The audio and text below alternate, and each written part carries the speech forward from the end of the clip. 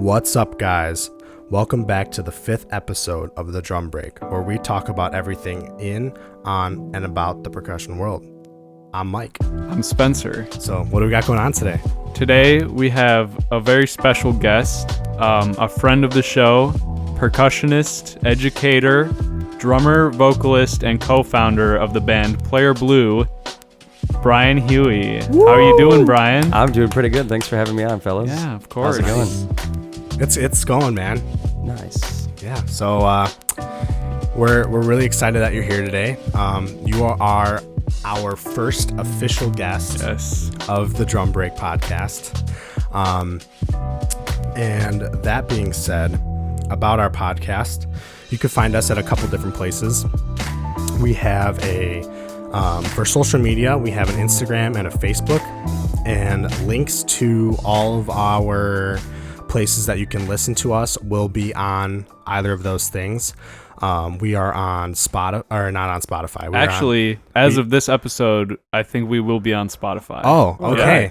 So nice. we will now be on Spotify. That link will not be in the link tree yet, but I'll put that up after we're done here. So yeah, so I guess we're on Spotify now. We're on SoundCloud. We are on Apple Podcasts. We are also on an app called Podbean, and then we're also on YouTube for people that want to watch us interact with the video and just be silly and you know, look at our faces. All right, Drum Break Worldwide. You're everywhere now. Yeah, man. So yeah, that's I guess that's pretty cool then. All right, sweet. I didn't know that. Yeah. But yeah. Do you want to talk a little bit about yourself? Who are you? Give us a basic intro to Bryan Hughey. Is there a basic one? We'll go deep. Well, we'll go deep yeah, later. yeah. Sure. Yeah, sure. So I've been a drummer for about 13 years now. A vocalist for about, I would say, 5 officially. All right. I guess you could say, you know, I've sung for a long time, but I started taking vocal lessons about 5 years ago. So that's how long it's been. I've got a music performance degree in percussion from Northeastern 2015. Graduated from the same high school you guys did. Woo! I've been in a lot of different groups and different bands. I actually still sometimes go back to play with the Northeastern Wind Ensemble because they have like an open wind ensemble community type of program thing now. That's it's kind of cool. It's pretty cool. Obviously, COVID, so Yeah. you know it's not happening as much. But the main thing I'm doing musically these days is Player Blue, which is a band that I have with my brother Rick. We started it way back in high school. Him and I wanting to be in a band together is almost as old of an idea as me being a drummer. Yeah. I was 3 or 4 months into being a drummer before Rick was like, hey, there's this bass player coming over. His name's David. Let's jam. And then next thing you know, we're playing for the variety show at Nice. Glenbrook and everything. But yeah, so I'm current drummer and vocalist for Player Blue. I'm also drummer and backup vocalist for a metal band I'm with my friend Steve Nystrom called Nystradamus and the Horsemen. All right. And I guess you could say a team member because everybody does so many different things. Yeah.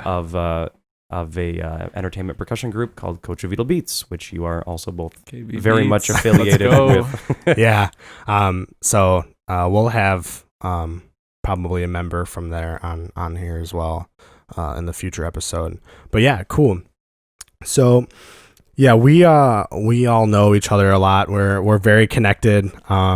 Started as not really so much for you, but started as a teacher for me, and then He did take one lesson. Oh, he did. I did. Yeah. Okay, so then so it started as a teacher for us, and now just like a really awesome friend. I would say one of our good buddies. Oh yeah. I'm glad to be part of the gang. Nice. Yeah. So, do you want to ask him? We could start with a sort of question going all the way back. All right. What was, say, your first sort of inspiration or the first thing that got you into being a musician and more specifically a percussionist? If you can think back to where it all started. I remember every second of it. So my first experience on a drum set was at a kind of like a youth group center. There was this cheap drum set up there, and this one guy in our friend group happened to also, he was a drummer, and he kind of taught our friends and me this like really basic beat that was just a just like that. We were just like trying to see if we could play it, and that was in like 7th grade. Nice. So for me, going back to 2000 Oh, geez. 5 and 6. Yeah. Oof. But anyway, so I just kind of eventually we played around with it for a couple months, but I knew that one thing, and that's all I really knew how to do in terms of drumming. But I didn't actually purchase a drum set and be actually interested in learning it until about the summer of 2007, which was the summer going into my freshman year of high school. Wow. That's a big gap. Yeah, it was a year and a half. Yeah. It was the same thing. Technically, my first instrument, if you want to go way back, was oboe. Interesting. Okay. And so a couple years before the me being exposed to what drums are, in 5th grade, we had one of those like instrument fairs or whatever you go to in the field house or the gymnasium, and this one lady was playing an oboe, some teacher, and she was playing this thing that sounded really Egyptian. I was like, that's cool, I want to learn that.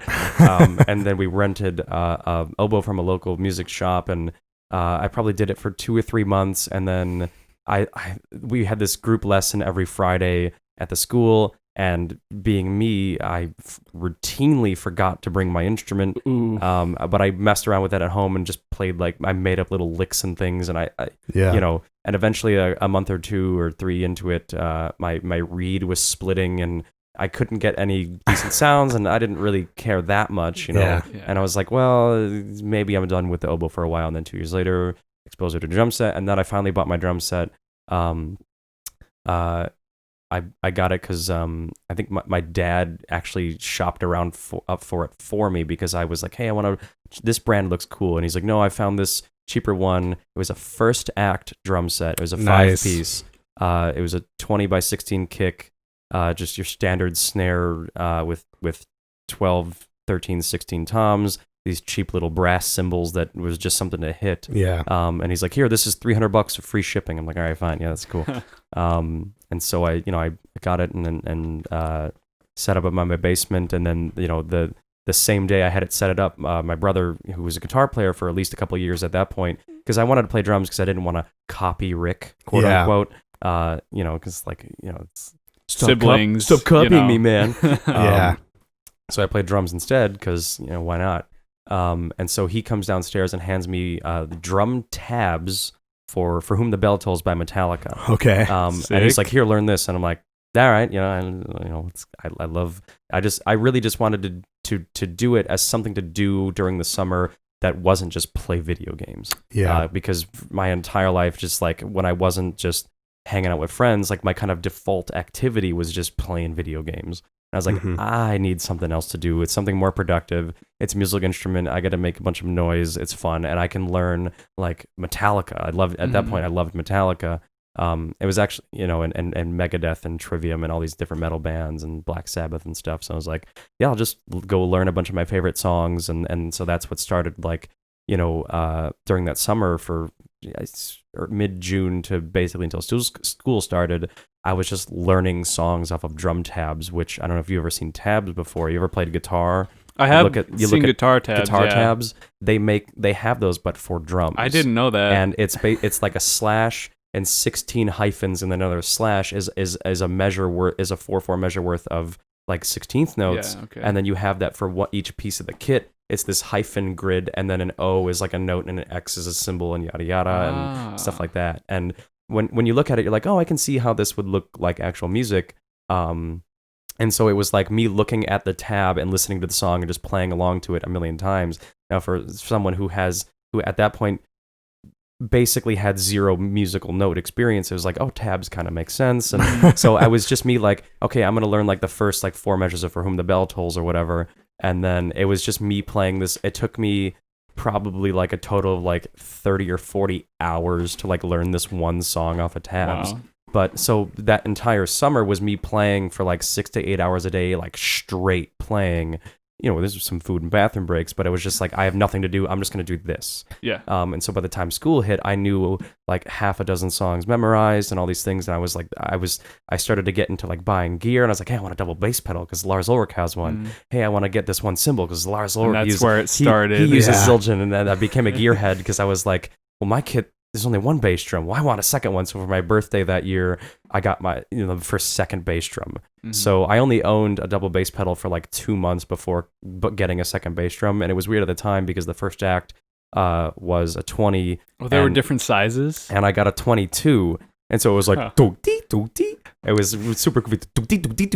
Yeah. So it was like, boogie, boogie, boogie, boogie. And then I got like another tom. So like, 4 or 5 months into drumming, I had 2 kick drums that were completely mismatched, but I was more concerned with them being all red because, red is the best sounding color. And so, so I had, 2 kicks and a whole bunch of cymbals and 3 rack toms and a floor tom. And I was like, I want to be, because at the time, my favorite drummers were, Nick Menza from Megadeth, Lars Ulrich from Metallica, Travis Smith from Trivium. They all had this big double bass kits with a bunch of cymbals, and I was like, "That's what I want to do. I want to be, I want to be, those guys." So going off of what you just said there, like who are like the bigger like inspiration of yours, like throughout your years? It changes over time. So mostly in high school, it was like Lars Ulrich, Nick Menza, Gar Samuelson, who those 2 were from Megadeth, Vinnie Paul from Pantera, Travis Smith, who was a former drummer for Trivium for the first 4 records. There was, and then when I discovered Dream Theater, was huge Mike Portnoy fan. Huge Mike Portnoy fan. I still keep up with what he's doing, but specifically like with his work with Dream Theater, Transatlantic, and Liquid Tension Experiment.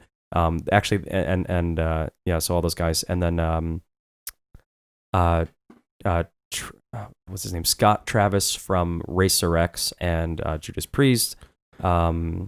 And then eventually, when I started getting more into technique and crazier things, I started getting into Terry Bozzio, Jojo Mayer, Virgil Donati, Latin drummers like Rodney Holmes. You're pretty all over. I'm all over the place, and then eventually like Dave Weckl, Vinny Colaiuta, Steve, the classics, Buddy. My first drum teacher gave me these 2 VHS tapes of like a Buddy Rich documentary. And I watched that because I still had a VCR. I got like I started reading Modern Drummer a lot. Like I just threw my everything I had. You were just in it. Yeah, and then when I started getting more into prog, it was Pat Mastelotto, Bill Bruford, Alan White, those type of guys. Cool. So yeah, you want to do that? No, you can. All right. You can go. So like going off of that, like what would you say that like your style is? I mean, are you more like... That's a very good question. I'm very glad you asked it. So recently, in the past few years, I got really into Bruce Lee, and specifically trying to take his philosophy on martial arts and apply it to percussion and teaching. And so at this point in time, I wouldn't really say that I necessarily have a style per se. Because what I tried to do, which is what he sort of tried to do, is specifically he says he doesn't believe in styles. I obviously believe in styles because they exist and everything. And but what I'm of the mentality that I've for so long I've tried to be I wanted to study each individual style so I can be able to emulate and write and compose and improvise in all those various styles. And if you go just based on the big categories like rock, metal, jazz, Latin, and all their little subgenres and funk and things like that, I guess I could say the genre I play the most is just progressive rock, because that happens to be the music I'm into the most these days. I haven't played jazz in a long time, so I wouldn't really consider myself a jazz drummer. And if you were to listen to me, if a real groovy jazz cat were to listen to me play jazz, be like, who's this square kid trying to pretend like he can swing? But what is my style? I couldn't tell you. If I guess it depends on which group I get. If I were to get popular or famous for whatever, it would, I would hope it's Player Blue, and then I would be thrown into the prog rock drummer category. Okay. If all of a sudden KB Beats was an international big thing, I would be the drum set guy. I would be a hip hop drummer. I don't know. I would probably be better known as a recording engineer. Or if it were Nostradamus, I would be a metal drummer. Or whatever. If you look at my drum set, you would immediately say, "Oh, this guy's a prog. He's a prog rock drummer." We'll get into that monstrosity of a thing later. Yeah. So I guess you could say, if I were to, I guess I could say, if I were to answer, currently, I'm a prog rock drummer. Okay. Yeah. Awesome.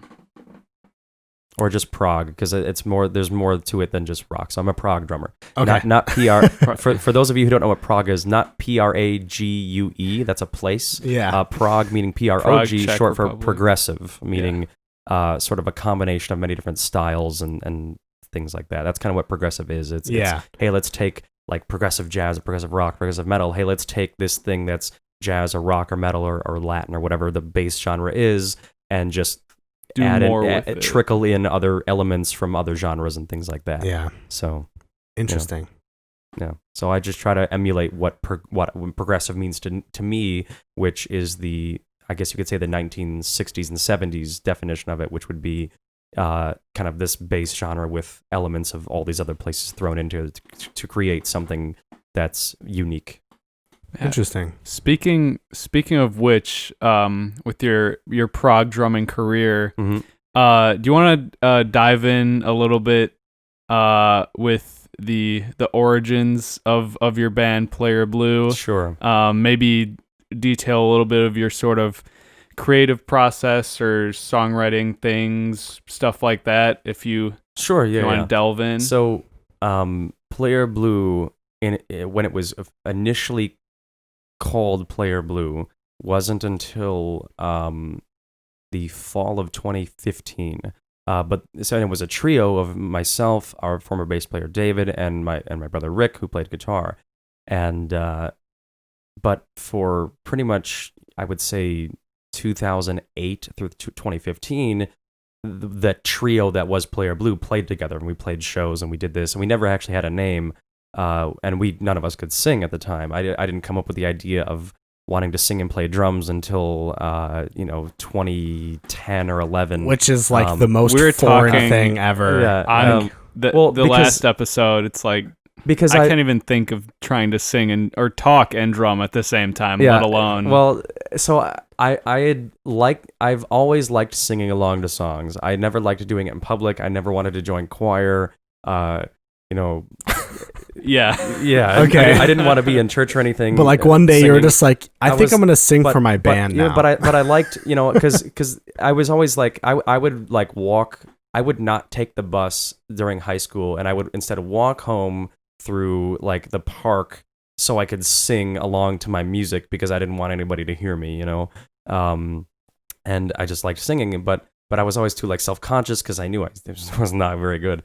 But I just liked doing it until eventually I was like, I'm being behind the drum set is like, you kind of have this sense of invulnerability because of that. Like when you're back there, like, you're in your element and you're like, nobody can touch me right now. Like I can repel any beasts or demons with this thing right here. Like, so eventually I was like, why don't I just start, I like singing and obviously I like drumming. Why don't, they both go together anyway. I've seen guys like Phil Collins and Mike Portnoy and Terry Bozzio do it. So why can't you? I can do it, right? Yeah. And so at that point, because of how much I'd practiced and focused on the concept of kind of putting things on autopilot, as it were, I already knew how to sing. Specifically, I started with the Dream Theater because because it was clean vocals. I was back then I was into a lot of death metal and growling and things like that, but I stopped practicing that a long time ago. But I was like, well, I know, like I could sing not to maybe not very well, but I could sing like their entire catalog. I knew like every song and I could play, the other half of them. And so I was like, well, I'll just try out some Dream Theater of all things to start Yeah, off right. with. But next thing you know, I was playing, their 11-minute song Lines in the Sand and singing it and playing it. And I was like, it just kind of happened Like, because I can do this. Right, exactly, because I had played the song on drums so much that I could do it in my sleep. You And could so focus on I the was singing exactly. more. I was focusing on the singing, and I was like, wait, like this might turn into something one day. I'm gonna keep doing this and kind of put it in my back pocket because I had never had any intention of being a lead vocalist, but I was like, you know what, I'll sing some mean backups one day, and it'll be great. So I just kind of put it in my back pocket. And I didn't have like a microphone until like 2015. I would just sing and play. And my brother was like, I can hear you singing as loud as I can hear you drumming. And I was like, I must have a pretty loud voice. That's okay. So going back to the origins of Player Blue, we had started way back when, just 3 dudes playing instrumental music. Like it was hard to pick because we didn't have keyboard or a second guitar. So like, what the heck do we play? So we played. I remember individual songs that we played because they were the only songs we played. We played Orion by Metallica. We played this song called Technical Difficulties by Racer X, which we actually still play. Scarified by Racer X, which we still play because those are pretty dope songs. Yeah. We play Building the Church by Steve Vai. We play Jordan by Buckethead, which was that popular song everybody knew from Guitar Hero. Which is an interesting song because my brother, he had this cheap guitar painted like the Van Halen Frankenstein guitar, which he installed what's called a kill switch on. And if you don't know guitar, it's just a button on the guitar that stops the signal. I just have a guitar back there, and it just sits there to look pretty. Oh, yeah. Nobody actually ever plays it. It's a decoration. I have the gent stick in the back. That's as far as I'll get with playing guitar. I like learning things about other instruments just so, because, like back when I would teach Pit, like I could tech our piano player or bass player. I was like, okay, I got to learn a little bit about these instruments so I can better rehearse them and teach somebody how to, like, hey, I don't know about technique, but can you play that line a little more? That doesn't really here? sound right. It's like, but I wanted to know why it didn't sound right and explain to them what I wanted them to do instead. That's pretty much my extent to guitar and basic techniques. But so for my freshman, so Rick and David were 2 years older than me. So for my freshman and sophomore year, we played all these different things together. We played variety show. We played for the school. Well, they had this thing called a telethon, which was it was a charity fundraiser thing. They had this 24-hour telethon, and we played a couple things there. Going on stage, playing Racer X at 2 a.m. was a fun experience. I wish I didn't. I don't think that I think they only did it a few times. I don't think you guys were ever made privy to something like that. But we had Jamnesty. That was about as far we as had we that did. too. Yeah, we Battle had of the Bands. there was there was Paradox, Taste of South. Also, I don't know if you guys had that. That kind of Jamnesty kind of turned into with Taste of the South too. Yeah. Oh well. Yeah. But so we just played everywhere. We played at some open mics in the area. There was this American Legion we played 2 or 3 times, which there's an interesting story with this guy who was probably 40 or 50 years old. The sound guy was wanting to start a death metal band, and he tried to recruit us as like his backing band. Yeah. I won't get into it now, okay, but we turned him down because the music was bad and we didn't want to wear corpse paint. Yeah, I think that speaks for itself. And so eventually we actually wrote some music. They were just instrumental music, these 3 songs, which for Rick and David's senior project, they were like, hey, let's record a demo with these 2 cover songs. And they found a guy whose senior project was to just record other people's senior projects because I guess there was a market for that. And so we made this 5-song demo that unfortunately was never finished because the engineer, his computer died like before he was able to finish mixing and mastering everything. And so we have somewhere in the depths of mine and Rick's computers somewhere these 11-year-old recordings that are just not finished, Yeah. We actually have a hard copy, a CD of this like unfinished tracks buried in someone's closet somewhere. And I that's something I regret not pursuing, because the engineer, because senior projects at the end of the year, and after he graduated, he basically like stopped caring. So we never got finished tracks from him. I regret not like taking that CD and like making a band name and like just putting it out there. Yeah. Like just were they the best tracks? Probably not. Yeah. They were really just strings of riffs, these cool riffs we made and all these things. There were no vocals or lyrics, but I thought they were pretty cool, and I was like, hey, we should put this out. And they were like, no, it's not like the best thing. Let's not do that. I don't know why they sound like that. That's not what they sound like. That's my impression. No, that's my. That sounds like your brother. That's my impression of anyone else. My pretentious musician. Yeah. No, we don't want to do that because it's like not perfect. It's not like That's what great. We can That's write great. better. And so what happened was Rick and David, they went off to college, and so Rick went to pursue jazz guitar at Columbia, and David went off to a different state to do double major and some stuff. And so we basically didn't exist as a band from 2009 till about 2000. We started doing things for real again in like 2014. Yeah. So for 5 years, I was like, what am I going to do? Right. So during those years, for a couple of years, I started it's like as soon as they graduated, I was like, I need to start a prog band and I want to do this. So somehow in like a month, I got a guitar player, bass player, keyboard player, and a vocalist. That's ridiculous Crazy. hard to do within a month. Also, within 3 years, that's hard to do. And I was not a popular guy. I didn't know that many people. Yeah. You were just that curly-haired kid. I was a curly-haired kid who sat in the back and tapped on his desk really fast and Nice. like just listened to metal and annoyed everybody because it's constantly tapping on my desk. And I didn't know what networking was. Like the thing is, like, my brother and I, our uncle plays guitar and he's a musician, but we didn't go into this with we went into this with almost zero support from somebody that wasn't just like ourselves in a way. Yeah. Like, our parents are like, yeah, go do the thing. Sure. But like, it wasn't like, here, let me teach you what networking is. Like, let me teach you how to be a musician. There was none of that. Yeah. Which so, I feel like that happens to a lot of people. Like, the networking is something that I believe networking is something that can't be taught. It's something that you have to go Just do learn. yourself. Yeah. Yeah, And you the- have to go learn. And Rick and David and I, we all three of us were like total recluses. Yeah. We weren't like I am not the same person I am now.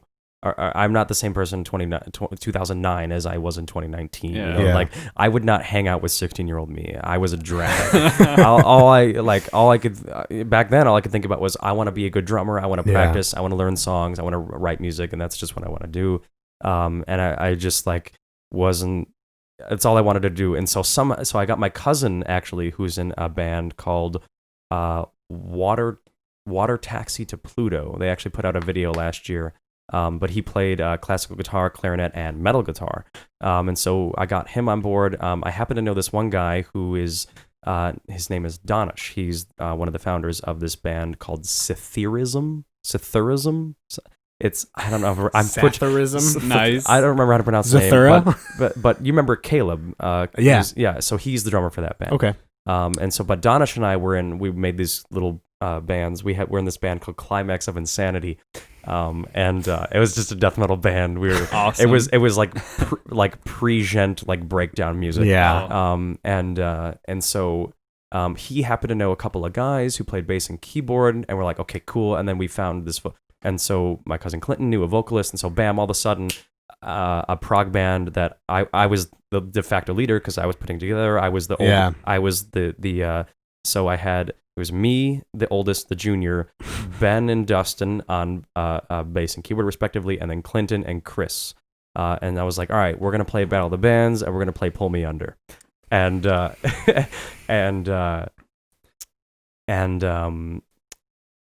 yeah, I mean, we played this cut down version of it because we were only given like 4 or 5 minutes of Yeah. stage. That's an 8-minute song. Yeah. I'm but surprised you got that long. Yeah. 'Cause usually I think they try to keep it at like what, Yeah. like 2 I don't minutes. even 2 minutes? two No, and a half, dude. like- My senior year, they were like, "Oh, you're given 6." Really? Yeah, I think because there were so few bands. Okay. Probably.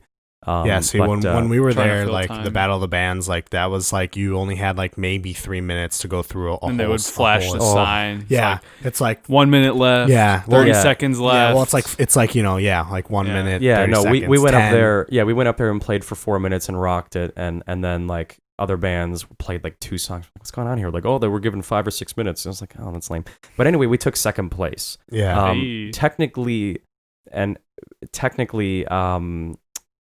it was technically first place because first place band actually cheated because the drummer, the guy I knew who I mentioned earlier, introduced my friends and I to drums. yeah. He got a hold of a ticket roll and stuffed his band's No. ballot. He made that band like that week, and like they just went up and played some song, and he stuffed the ticket roll with like 50 tickets, which I don't know why the ticket counters didn't notice that because there were like 50 people there. Yeah. And I was like, how did you not like notice that like a bunch of strung together tickets were in this thing?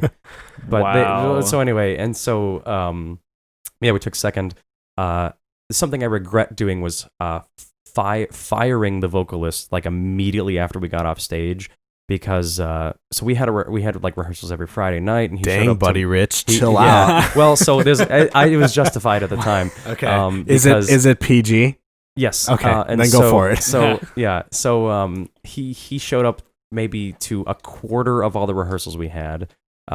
He showed up not ready to perform exactly, and he forgot the words on like halfway through the song, and I don't want to I'm not gonna say his full name because he's a great vocalist and he plays trumpet too, and he's a great guy. But at the time, I was like, I'm not going to let this freshman like make an embarrassment out of it. Because at the time, I didn't know we were going to take second place. I was like, I thought we went up there and bombed because I didn't even have any monitors. I thought I was up there like just pissed the whole time. Yeah, because I was like, it's always Yeah. It's always better than you think it went. Like, exactly. Yeah. And so I all of a come off the sudden, stage all of a sudden constantly. they were like second place Helios, and I was like, oh, well, ooh. Oh man, well I feel bad for firing the kid. Now I I was gotta like, get rid of this guy. I was like, well, I already did. I went up to him. He Oh. like slunk away because he Before they announced the winner. Before they announced the winner, as soon as we were off stage in the second band, I found him like hiding somewhere in the bleachers, and I was like, hey, like, what happened up there? And he's like, oh yeah, I kind of messed up. I'm like, yeah, you messed it up pretty bad, and I just walked away because I was not mature. I would have been like, hey man, like nice job up there. Like now I'd be like, hey man, like, it happens, like let's see what happens, and let's like, I also would have recorded it now, but yeah, there's only pictures. And then so us four, we kind of we got a different vocalist for the next year. We played another Dream Theater song, got like third place next year, but the band slowly dissolved because the keyboard player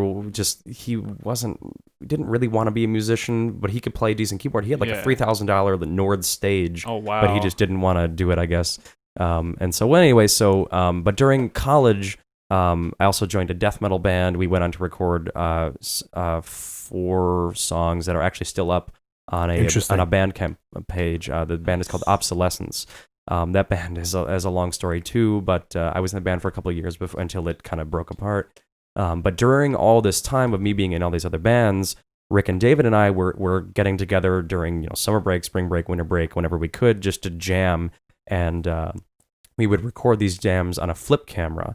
And so a lot of those jams, we ended up listening back to those jams and transcribing cool parts and arranging them and turning them into songs, and these songs would eventually become what are currently the Player Blue demos on our SoundCloud.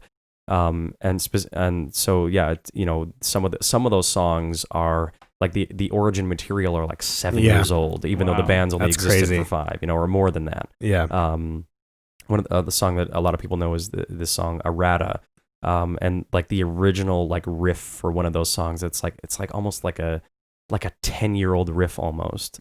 That would just over time, and we didn't, because at the time it was this very like sporadic, intermittent, like, hey, let's just write some music and just jam together.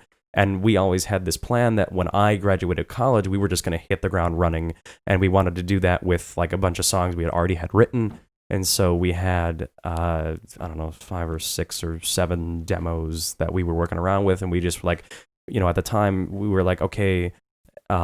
Rick and I actually used to split lead vocals. like during the songs too, like I would sing a verse and then he would sing the pre-chorus and we would sing the chorus together. That's kind of how it worked. Or like Rick would do leads on one song, I would do leads on another, because we weren't very good. We couldn't sing a 45-minute set, so why don't we just split it in half? Yeah. Now, because of foot bass copyright, Foot bass. I do all the lead vocals now. That's a crazy thing too. But yeah, so eventually, after I would say from 2015 till so for a couple of years only, actually, was when we had David in the band, and eventually things just weren't working out with David. And this was also during the time we had the good old rehearsal space. Yeah. So yeah, I was very fortunate to kind of be like in the like midst of you guys when you were like really starting to like do stuff. Yeah. Oh yeah, you were there for a recording session we did. Yeah, I helped out record that session, and that went to like 2 or 3 a.m., which was ridiculous. Yeah, and like it started at like 3 or 4 p.m. went until about 2 a.m. Yeah. But it was awesome to see, like, and you guys had like a really good vibe, like when you guys played, like, well, because at the time, like Rick and David and I together, like we could jam and play together like nobody's business when there was no pressure, like, because we at that point, what was it, 2016? At that point, we had been. That was 15 or 16. Well, that specific recording session you're mentioning was February or March of 2016. Yeah. At that point, Rick and David and I had been playing together for 8 years. Yeah. So we had been a band technically for a long time. We kind of knew how each other worked. We kind of, if I was hitting a fill and starting to slow down, they could hear it immediately, or something like that. You had that chemistry. We had that band chemistry just happening, and still do. As people, we still hang out and talk, and we're still great friends. And everything, and still go get some, Korean barbecue. But we're just as musicians eventually, because back in high school and early college, it was like, hey, let's be in this like proggy-ish like groove metal band. Let's make like Rush meets Pantera type music. But eventually, Rick and I started getting really into 70s prog, longer songs, odd time signatures. Yeah. I started getting really into like orchestral music, wind ensemble music. Rick was getting really into like piano solo type music, and David was like, I like Pantera and Damage Plan and Sega Genesis music. Like, I don't want to play this. I don't want to play in 13/8. Yeah. I want to play in 4/4 and just be, like super cool. And not that he only wanted to, but like it was just like, we want to write a 10-minute song, and he didn't. And so eventually it was like, hey, this isn't gonna work. And so. But we're still good friends and everything. So now, so that was 2017, about exactly 3 years ago. And so, eventually, we lost rehearsal space. Rick and I moved into a house together, to continue trying to be a band. Yeah. We were, actually going back a little bit to the vocal thing.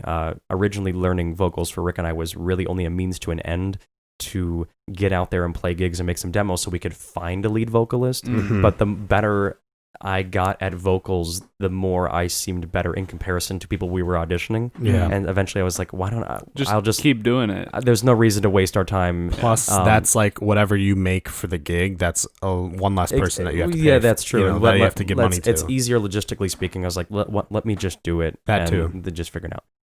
But then it comes to 2017, we auditioned, I don't know, half a dozen bass players or something, and it just really wasn't working out with a lot of them. Yeah. Because the thing about all player blue music, and going all the way back to the goofy high school days, every note we're playing in our songs is written out. And none of it is like, hey, then it's riff A, and then riff C, and then metal riff 1. It's like, no, it's all in Guitar Pro 5. It's written there like, I know you messed up that note because it's right there. That's what you wrote. That's what we collabed on. And the EP we're writing right now, like every single note and dynamic and transition, it's all written out. And it always has been.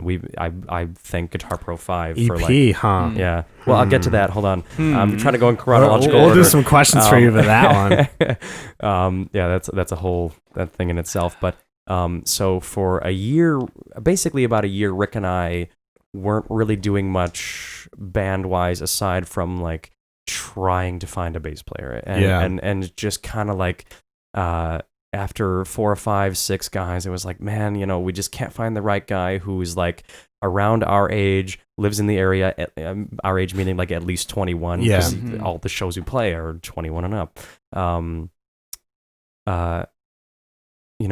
Just owns a 5-string preferably, so we can play the songs Yeah. we want. Maybe is interested in backup vocals, knows how to read notes because all of our music is on notes. It's written. Yeah. You know, exactly, and it's very intricate and has a technical facility to play the things because we write music.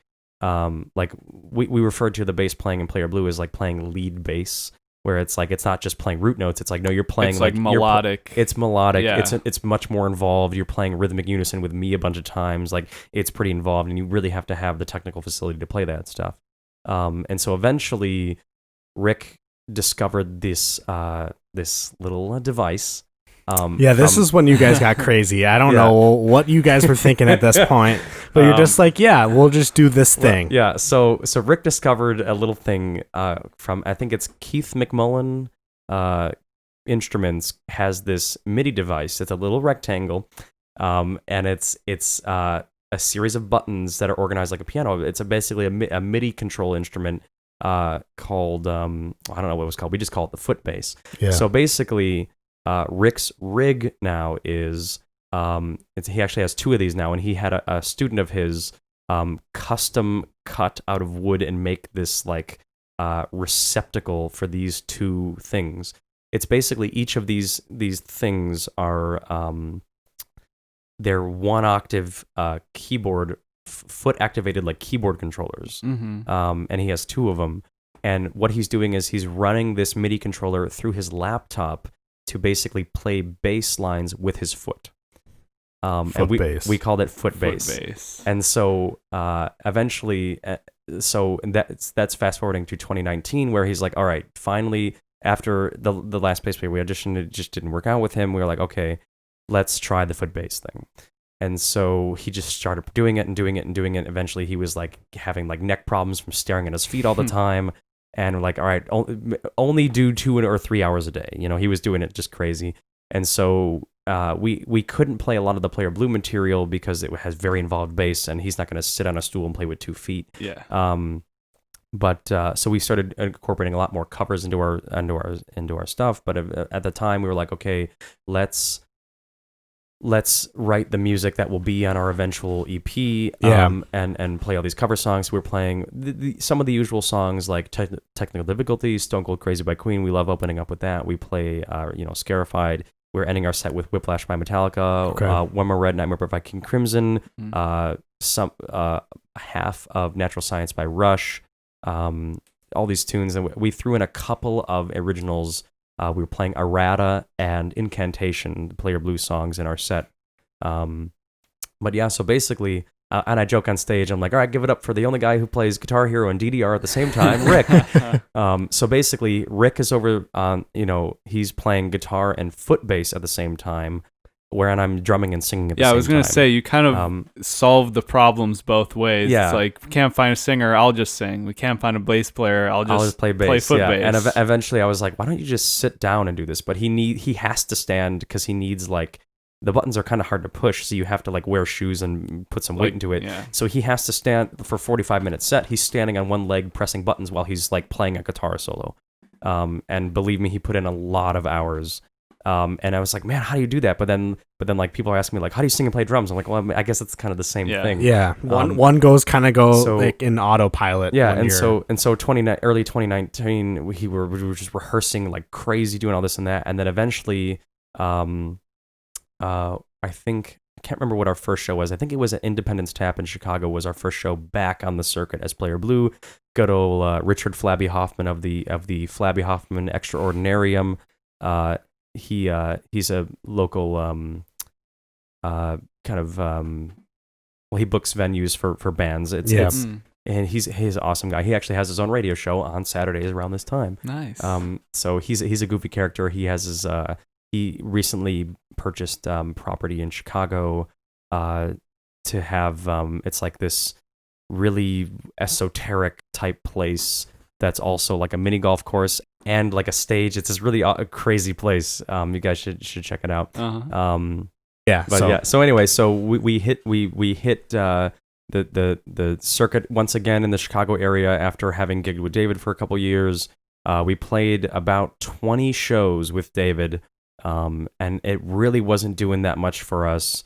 We got maybe 250 likes on Facebook. We were trying really hard to promote our stuff. And it's we had some demos, but I really couldn't sing that well yet. And it just like everyone was like, yeah, like, we didn't have that much draw to shows, and everyone was saying like, your studio stuff sounds like not even close to as good as you guys sound live. And eventually it was like, well, we got to do something about that. We need better demos. And it kind of it's all cumulative. It just builds on itself. It's like we need better everything.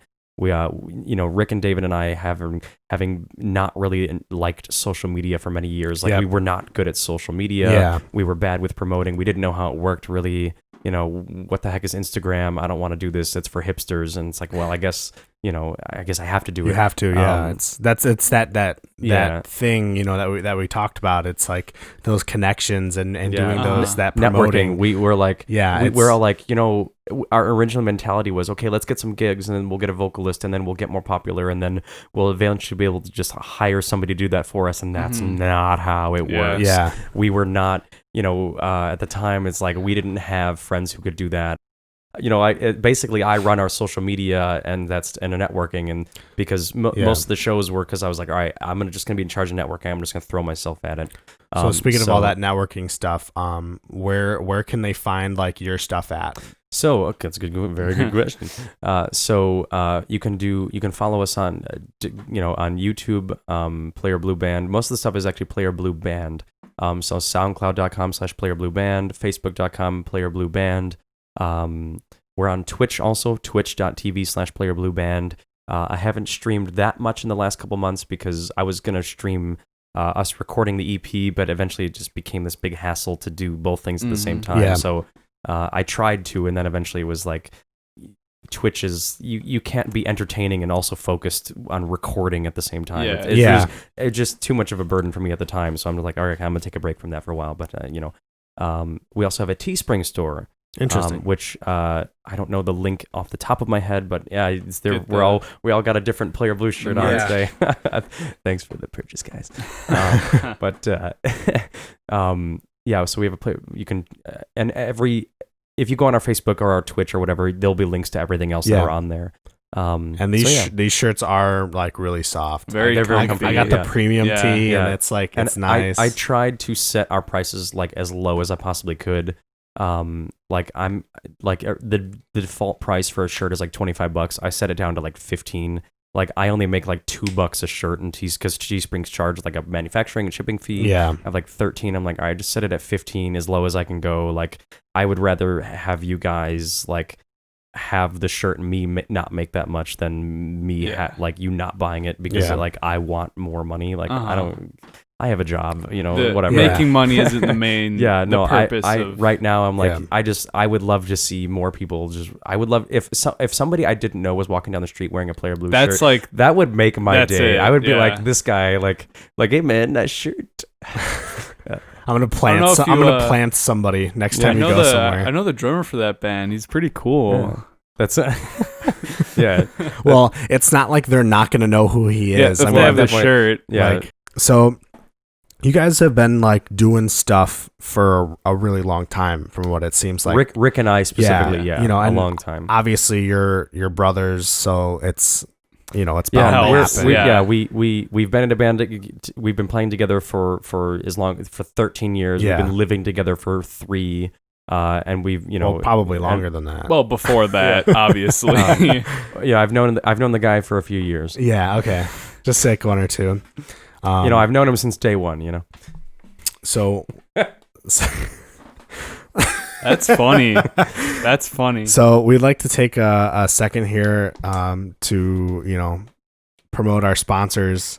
We'd like to thank the H. So thankful. Keeping us hydrated every episode. Yep. Where's the caffeine, man? It's in the H. I need my fix, man. So that's why we love the H so much. Oh yeah, because it keeps, not only like does it keep us hydrated and going throughout the whole podcast, it wakes us up too when we're sitting here. These bright lights get kind of like eyes get tired. Yeah, fluorescent lighting. Yeah. So just but the H is keeping us going. Yep. So thank you to the H. We could wear 3D glasses. No, maybe man. We'll do that. We don't need 3D glasses. That's true. We got the H. We got the H. That's it. The H is our 3D glasses. So, we've heard a bit about your band Player Blue and sort of tangentially about your drum set, but would you like to go more in depth about what your setup looks like, what you're rocking on the gig, what you're rocking on the EP? I'm currently rocking a combustion engine. It's the Big Blue Monster. So currently I'm using a Star Classic Performer Birch Bubinga kit, which I ordered in 2018, and then it took 6 months to make. It's made to order because I ordered very specific sizes and a very specific configuration that you couldn't just go to Guitar Center and buy. So currently it's two 24 by 16 inch kick drums, which are much larger than I've ever used. Most of the time I use 22 by 18s. Here, most people use the 22. I decided to go shallower but larger because I was really digging like the early Mike Portnoy kits. Simon Phillips does a 24 by 15. I got really into him recently. I'm using 10 toms. They're 4 concert toms, 6 by 5, 8 by 6, 10 by 6.5, and 12 by 7. The 6-inch tom is actually one of those new Tama like concert series. It's a maple drum. Okay. It's a cute little tom. It sounds pretty good. And then rack toms, 10 by 8, 12 by 9, 13 by 10, 14 by 11, and then 16 by 14, 18 by 16 floor toms with a matching 14 by 5.5 snare. It's all in with the exception of the 6, it's in the smoky indigo burst finish. Fancy. But you have the 6 in the matching. No, do you? I wish. No, it only comes in like a high gloss lacquer black finish. So tell us a little bit about that wood. That wood is not just weirdly named. Oh yeah, it's also special. There's a story about this. Bubinga. Bubinga. The reason behind Bubinga is why I probably shouldn't travel internationally with this drum set. So in 2018, basically there were a bunch of environmental protections put on Bubinga. Bubinga is basically it was described to me as an African mahogany equivalent. So they eventually classified it as essentially an endangered wood. So Tama decided to just discontinue in 2018 the Star Classic Birch Bubinga line. And they're I think they're not allowed to. I'm trying to remember if I have the right information. Either they cut the harvesting of it significantly, or they've just halted it altogether. But basically, Tama is using all of its remaining Bubinga reserves for the Star Bubinga line, as far as I know. Or maybe they're just not allowed. They're only allowed so much, and they're like, well, let's just leave it for the SLP and the Star Bubinga line. So I would say 3 or 4 months into me having ordered this kit, I found out they were discontinuing it. And I was like, no, because every drum that I had ever purchased was discontinued swiftly after me purchasing it. Wow. Back in high school, that's like the Hughey's curse or something. It's a curse. Everything I ever own is discontinued. Because back in high school, I was using the Sonar Force 3007 kit. Yeah. Back in high school, you're broke high school. I was buying one tom at a time. Yep. So I got the 10, and then the 12, and then the 8, and then in 2011 they discontinued them. Eventually in college, I managed to complete the whole kit with the 222s, 8, 10, 12, 14, 16, 18, and then found a guy who had a 5-piece kit with a 24 with a snare, 12, 13, 16, which I bought from him. And then I bought like another 10-inch tom, so I have way too many of these 3007s. They're in this very pretty red lacquer finish. And then I had like the bearing edges recut. But so anyway, this Birch Bubinga line, they discontinued them. But luckily, Tama has this like unspoken of thing where if they discontinue a line, you can still like special order it for like a year. So I managed to snag up an 8x7 and a 13x10. Okay. I'm currently not using the 8x7 because I got the 13, so I'm doing like the Simon Phillips style 4 big rack toms up front, and then I've got the concert toms and everything. So yeah, it's a big drum set.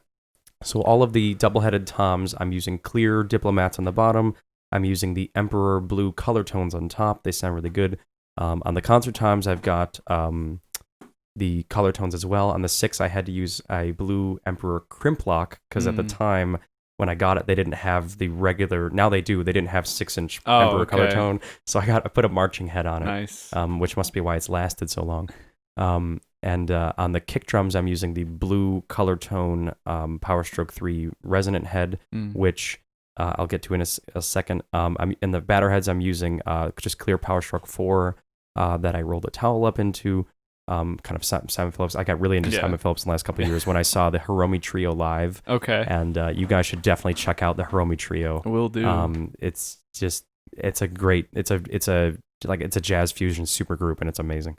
I got to see them live at Space in Evanston. Oh, I love that venue. Space. Yeah, awesome. And it's so awesome. And like you're 20 feet away from Simon Phillips as he clank bonks and bonks on his octobans, and they sound awesome.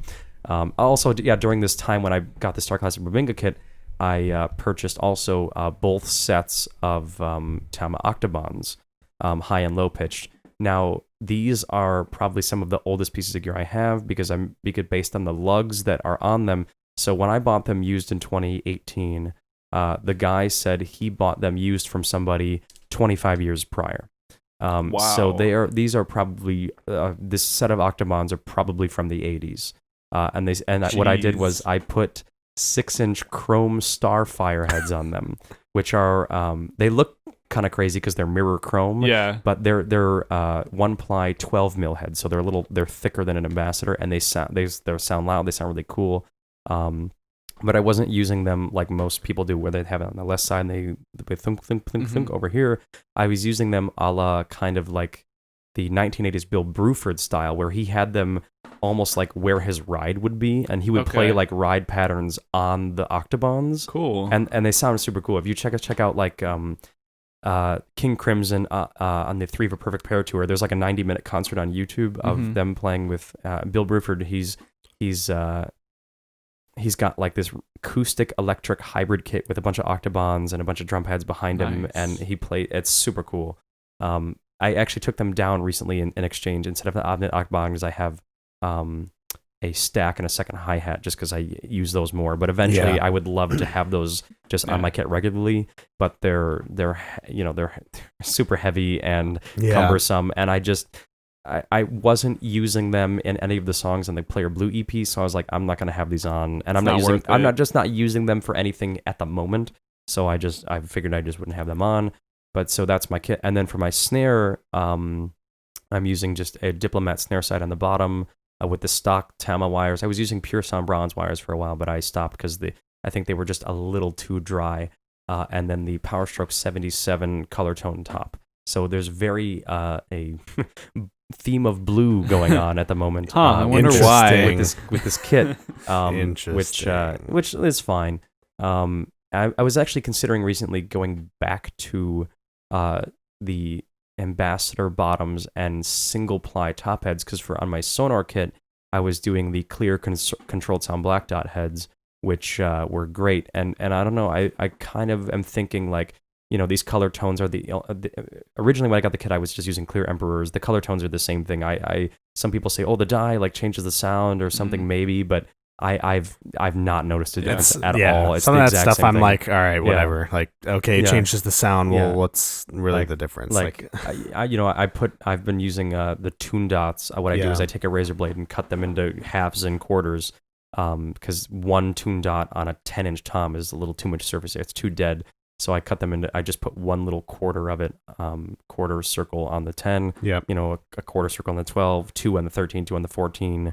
A half and a quarter on the 16, and then 2 halves on the 18 or whatever. Because the 18 is just like it solid sustain for like 10 seconds on that thing. And like I gotta dampen it a little bit. Because that's what I'm trying to do. Is I love the tone, but I'm not trying to dampen the tone. I'm trying to dampen sustain. Yeah. And I'm trying to do that without dampening the tone. Yep. So what's your samples look like? They are all Sabian. I'm a huge Sabian fan. I used to be Zildjian back in high school when I was really into like Lars Ulrich. I was like, I feel like a lot of people are. Yeah, when you first, because it's everybody. If you're not a drummer, you know what Zildjian is. Yeah. But eventually I got really into Sabian because I just like it better. But back and then I was like, I want a full set of Z Customs, just thick, big cymbals. And eventually I was like, I need to hit these things with tree trunks to get them to sound right. And eventually I really got into, because I started having a little more finesse to my technique, and I was starting to get into like the swiping technique. And, I'm using, all my crashes are super thin. I'm using 2 evolutions, a 17 and an 18, 18-inch AX explosion fast crash, and a 16-inch AX recording crash. That's a thin. The other ones are super thin. You can practically bend them in half.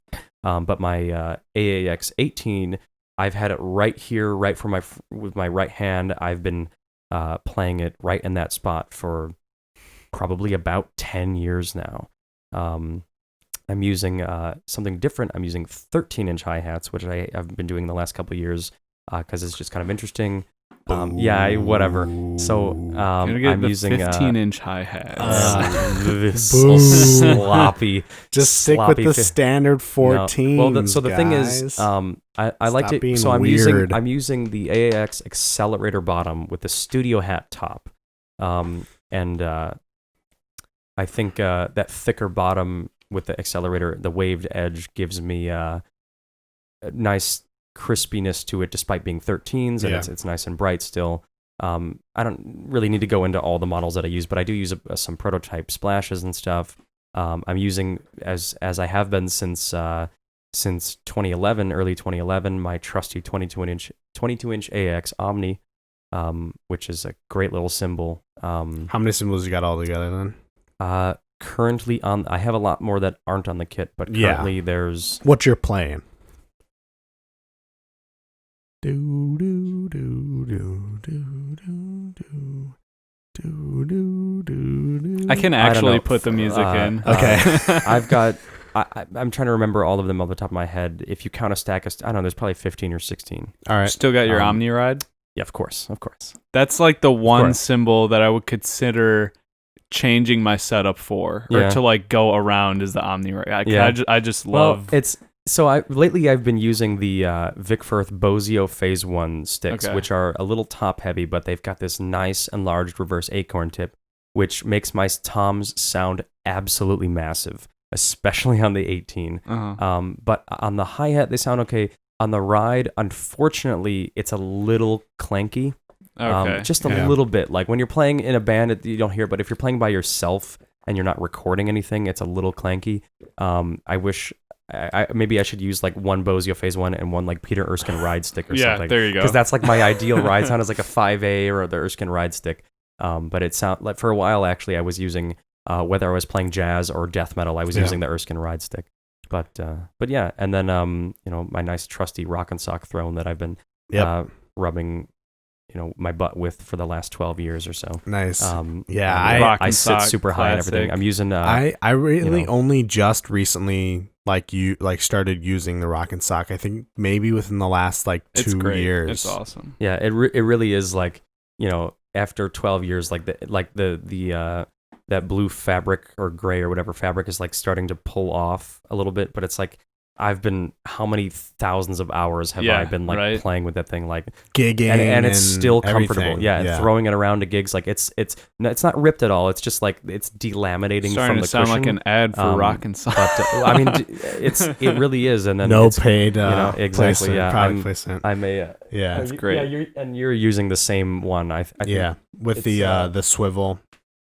It's got the rod, swivel rod. Yeah, the swivel, I have mine practically like maxed out. Yeah, because I sit really high. I actually just recently lowered it like quite a bit, like literally yesterday. I actually probably sit a little bit higher than this. Yeah, when I sit at my big kit, I sit that high. When I sit at any other kit, I sit low, and I have no problem playing sitting low. When I play with KB Beats or whatever, I sit low. Yeah, you shouldn't get too used to one sort of setup, I guess. Because you never know what sort of situation you'll be put if I'm playing the big Tama kit, I'm sitting high. If I'm doing anything else, I'm sitting low, and it's fine. And then I do what I used to do in high school, where everything was super low and close together. But then with the big kit, everything's like super close together, but there's a lot of it, and it's all spaced out. My cymbals are in the stratosphere and everything. Yeah, they're like they're up here.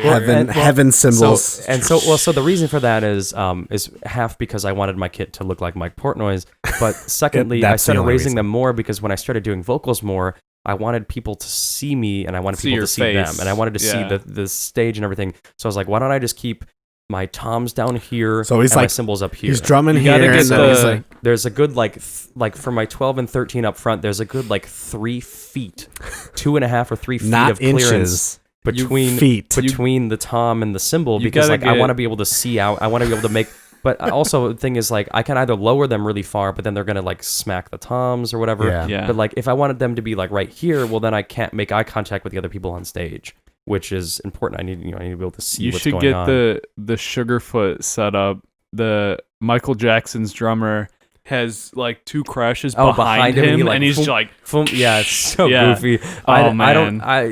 I don't think a bar would like me to bring in like a cage rack right. like from the 1980s. I don't think they would like that. 360 kit. Yeah, exactly. Yeah, no, not yet. Maybe but- one day. Now that we've sort of talked about your Player Blue experience, your setup, we wanted to sort of wrap things up on a little light and fun note. We have some interesting questions to Mhm. pose. I found this one that might yield some cool results, and I guess this is for us too. yeah. Um, So we'll all answer them, just like a brief answer. I have no Okay. idea what the questions are. You have no idea what the questions are. Okay. He's just picking them right now. So Mhm. this is not pre-planned. Okay. So just kind of fun little Okay. thing. If you could choose one song to play every time you walked into a room for the rest of your life, what song would you choose and why? Oof. This doesn't necessarily have to be your favorite song, just whatever like your entrance into a room song would be. Do you go with like a standard like? It would be the Stone Cold Steve Austin intro music. No, I'm just kidding. Just glass break. Yeah. No, I don't know. Off the top of my head, the first song that came to mind is this song called "Heads Up" by the Dave Weckl Band. Okay. It's this cool, groovy little funk tune that I when I first heard it, I was like, this sounds like it would be like the intro music for like a VHS copy of like a Pace Bus training video. Like great. like if you sat down on your day one and like, all right, we're gonna play this VHS tape, and it's like, gonna go, It's like perfect walking tempo. Yeah, it's like it's just you walking in, you're strolling in, just all cool. Like, all right, what's going on, guys? What are we doing? And then just this cool funk. Like Yeah. that would be it. How about you? Probably a similar vibe. I'd have to go with like something like "Higher Ground" by Stevie Wonder, with like the shuffly clav line, just sort of again perfect sort of walking tempo. Yeah. Just sort of that's what my I'm going my way. vibe would I'm going be. way off all that stuff. Okay. Here comes the boom. That's what I'm going with. Just Okay, like right okay. on the downbeat. You're- Boom. You're a 2004 action movie. Yeah. You open the door And it has to be in slow mo. Like every time I walk into a room. and like Jason Statham tackles you. 'Cause Yeah. that's the movie too. Or Vin Jason Diesel Statham. drives through the wall. or another bald actor. Yeah. Or Bruce Dwayne Willis. Johnson. Yeah. yeah. This isn't really like a personal. I just thought it was funny. How many windows are in New York? Windows. How many windows do you think are in New York? I'm gonna look up the actual answer. I don't know. What would you say? Like, okay, wait. Are we saying within the city of New York or like? I'm gonna guess the city, Just not like the a- state. New just York proper. yeah. Yeah. Probably like 4 million trillion billion. It's a good guess. Thanks. 20 octillion. No. No, I want to guess like 600,000. that's it. You think 600,000 windows? Is there an answer for it? I'm looking right now. That Who keeps track of that? 600,000. but That's do they small. do they Okay. update that number every time a So brick through goes here's a window? here's Domini Onifade on Quora. Going on the assumption that there are approximately 9 million people in New York. Considering its high density, I'd assume around 60% of the population live in flats and 40% live in houses. Flats Wow. are much smaller, have less windows, blah, blah, blah. Houses are larger. Houses on average have about 9 windows, which gives us 8.1 million windows. way off. Just for people who live in houses. I figured they lived that's in. just for houses. I figured they lived in one window apartments. Whilst flats on average have 6, which gives just one little glass block, like a bathroom. Yeah. So let's see. In terms of housing, that's 24.3 million windows. That's a lot. And is this the state? I don't know. who knows? Whatever. There's still a lot. Like, it's a lot. The answer is there's a lot. well, I mean, just think like all of the tall buildings, skyscrapers. Well, I think they were going on to include like cars and buses and stuff because they have windows. Oh, the skyscrapers. Yeah, the skyscrapers. Yeah. Yeah, a lot of windows.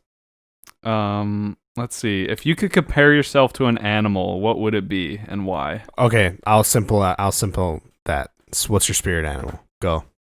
I feel like you're like a wallaby or something, or a wombat. A wallaby. Can you determine your own spirit animal, or does it have to be don't I have someone to take else some, has to tell you what your spirit some, animal is? Like Facebook goofy quiz in order to learn what that is? Yeah, BuzzFeed. No, what's your spirit you? animal? No, what what would you think? Like, if you could just pick any animal, like what would it be? I don't know. A lot of people have said lion because not just because of the hair, but like the lion. Bryan. That's what we called you last episode. Really? People are gonna think you're saying like Lying. Lion Bryan. He's Lion Bryan. Everything in this Lion. episode has actually been false. Yeah, completely fabricated. I'm not even a drummer. I'm reading off a script. There's a teleprompter. It's right there, the teleprompter. Yeah. I don't even know what a paradiddle is. Yeah. It'd probably be a lion because it's usually like, nowadays I see myself more as a leader, kind of leading the pack. Like in most of the bands I'm in, Interesting. I've been a leader figure, teaching marching band. I've been like a leader, which I wasn't always. I struggled with myself and the environment to try to become that. Yeah. Probably, a lion. Are there any more like music related ones? I was gonna not really. I was gonna briefly touch one. on the EP briefly, but yeah. We can transition. Yeah, we can do that. Into that. Yeah, what is it called? What's your EP called? Tell us right now, live on the Drum Break podcast. We're not live. This is previously recorded. The EP is called Apprentice. We're going with say it one more time, but like really close to the mic. It's called I'll put some effects on that. Is it. also nice. that is also the title track of the EP, which is a song that was spawned from a bunch of things that I wrote on marimba and drum set. Originally there were 6. One ended up being cut because it just didn't really match the rest of the album, the EP technically, like thematically. So it might be released as a single at some point. And also I think for some reason Rick convinced me to keep it to 5 so we could market it as an EP, because with the sixth song, based on how much material there was, it would have technically been an album. Because currently we're only at 5 songs, which EPs are 5 or less songs. Yeah. But with like under 30 minutes of material, we have 5 songs with over 30 minutes of material, because the title track is about 9.5 minutes long. And another song is like 8, and it's prog. So currently, I have all the drums recorded. Rick is currently recording the bass. He's actually he's not playing foot bass. He's like recording the bass. He's like learning and recording the bass as he goes. He's playing the guitar, and then I got to do vocals intermittently here and there. But yeah, so we're in the midst of recording it. I believe I've finished all the drums. Some editing needs to be done. I've also done the artwork. I'm collabing with a digital artist named Brad. I'm working with. It's actually kind of a small production in a way, because the only 2 outside figures that are working with us on the project are the friend of ours named Matt, who's an audio tech, who's going to be mixing and mastering it, and then the digital artist Brad. And so the artwork, I actually have the completed outside and inside cover for the artwork on my phone and in a bunch of different places. Ooh. Is that something that we're allowed to show? I'm gonna post a thing on Facebook of it at some point. Go check out Player Blues Facebook. Yes. Keep them updated. Like, you know, you Yeah. want to see that. Keep I've on the seen lookout. it. I've seen it, Yeah. and it's sick. Have I shown you the artwork? Yeah, you showed it to us a couple weeks ago. Oh yeah. I saw it, and it was sick. And you definitely got to check it out. It's quite fantastic. Well, basically the theme I was going for is, so this began with a bunch of sketches I had done almost a year ago, actually. And I'd done some sketching. I tried to put it on MS Paint. I did this and that, just clip art, and I tried to put it all together as much as I could, because I'm not really an artist, but I know, you know, I took some drafting classes, and I do a little this and that. And so eventually I worked with this artist, and Brad is super patient, because I've given him, it basically took us like 6 weeks to complete these 2 pieces of art. And he would send me, you know, every 2 or 3 days, he would send me an update, and I would give him like a list of like, no, change this, change this, change this. Yeah. So it was just a constant back and forth. But it ended up being something that I'm totally way better than I ever thought it was going to be. And we're going to have this on, we're experimenting with the idea of, we're going to have it on CD, a physical copy. But I also want to do USB sticks. Because who has CD players anymore? But on a USB stick, everybody has a USB port on their Mac or their laptop or their computer or whatever. So that would be, in my opinion, like probably way easier to market towards people. Like, yeah, it's our thing on USB, but you can put more than just the music on the US. Yeah, I would also want to have because it's also going to be in that cardstock type little thing. You pull. There's going to be a booklet in there. That you kind of unfold, and it has pictures and the lyrics of all the songs in it. And on the USB stick, I want to put a PDF version of that, cool. of the booklet on there. That would be pretty cool. So it'll be the 5 songs. We're going to put our song Incantation, which is a demo, which is the only original song we've recorded kind of post David. That's kind of how we see the eras. So currently we're in the post David era, I guess you could say. So the Rick and I version of Player Blue, the current version Player Blue. And so we've been working on this for just about a year now, actually, which is taking way longer than I originally anticipated. Mm-hmm. Originally, last September, I thought we were going to have it done by like December. I thought we were going to release by Christmas.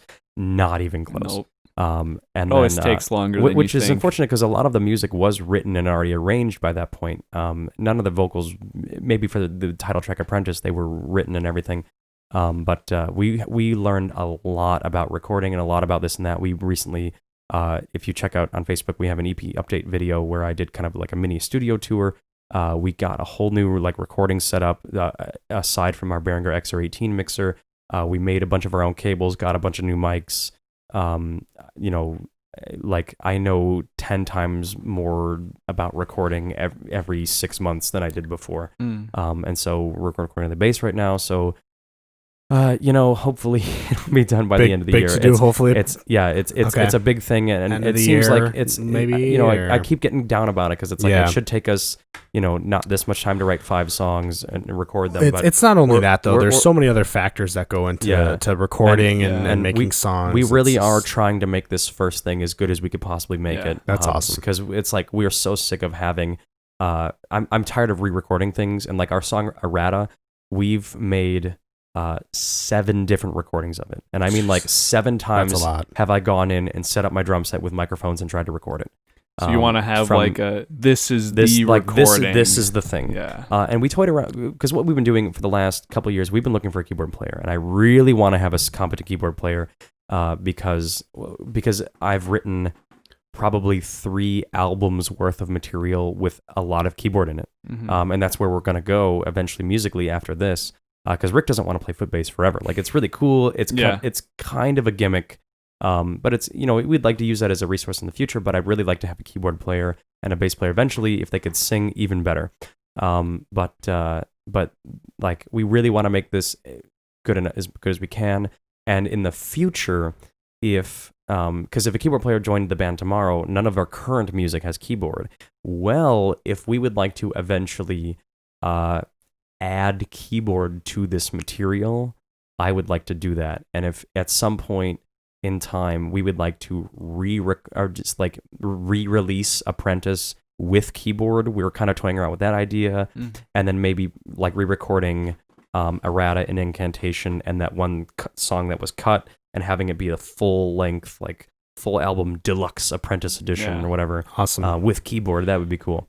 But anyway, yeah, so that'll be out soon. Stay tuned. Stay tuned. Yeah. It's and we're feeling really good about it. Unfortunately, because we don't have a bass player, we probably won't be able to perform too much of it live. Tour, but the hardest song to play, which is probably the title track, Rick has been working on the foot bass for. Nice. And we've played like a good solid couple minutes of it with him doing foot bass, and Nice. we were like pleasantly surprised with ourselves, like, hey, we're like, we can actually it's play actually this live. this is kind of insane Yeah. what we're doing. I never thought we would be sounding like 3 or 4 or 5 people as just 2, but it's working out. So yeah, so Apprentice coming soon. Awesome. Well, that's the end of our episode today. We wanted to thank you so much again for Joining us. Thanks again Yeah. for having me, guys. I'm course. glad you guys put this together. Yeah, this is great stuff. This has been the Drum Break Podcast. I hope you guys have an awesome rest of your day, and we do all together. Peace out. out.